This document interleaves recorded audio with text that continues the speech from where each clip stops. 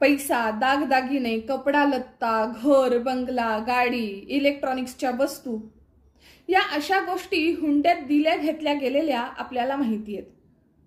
पण तुम्हाला एक माहिती आहे का की कधीतरी म्हणजे कोणे एकेकाळी कुणीतरी कुणाला तरी चक्क एक अख्खं शहर हुंडा म्हणून दिलं होतं। ऐकून आश्चर्य वाटलं ना? पण हे खरं आहे आणि हा आपला इतिहास आहे।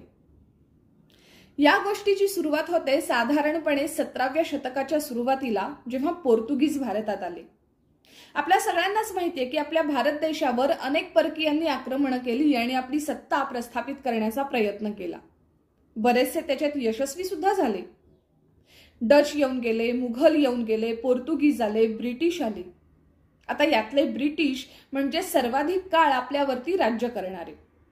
पण त्यांच्याही आधी आपल्या या देशात पोर्तुगीज आले आणि आल्या आल्या त्यांनी आपल्या भारत देशाच्या समुद्र किनारपट्टीवरती आपलं प्राबल्य दाखवण्याचा प्रयत्न केला।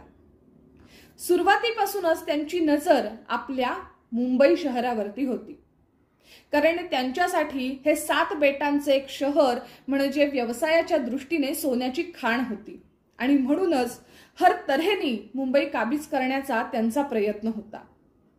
त्या काळी मुंबई म्हणजे बॉम्बे या शहरावरती सुरतचा राजा बहादूर शाह यांचं राज्य होतं।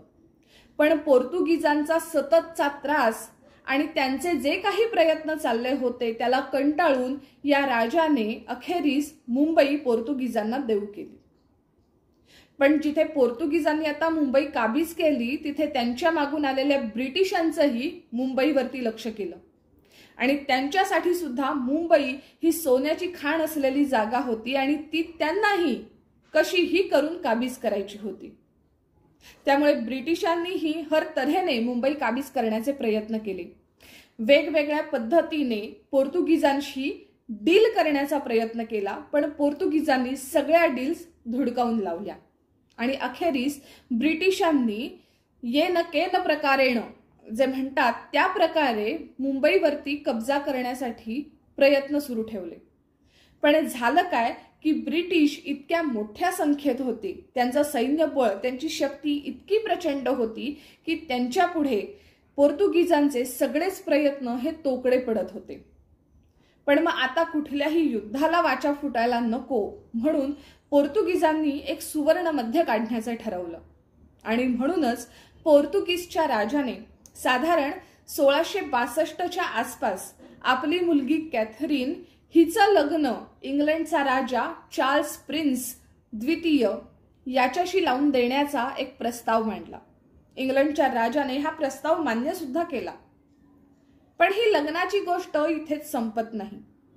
हे लग्न यासाठी महत्त्वाचं होतं कारण या लग्नात मुंबई शहराचं भवितव्य ठरणार होतं।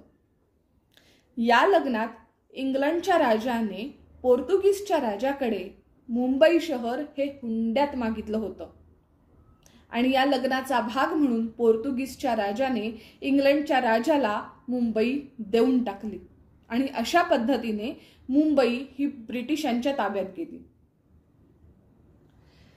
हा होता आपल्या या मुंबई शहराचा एक रंजक इतिहास।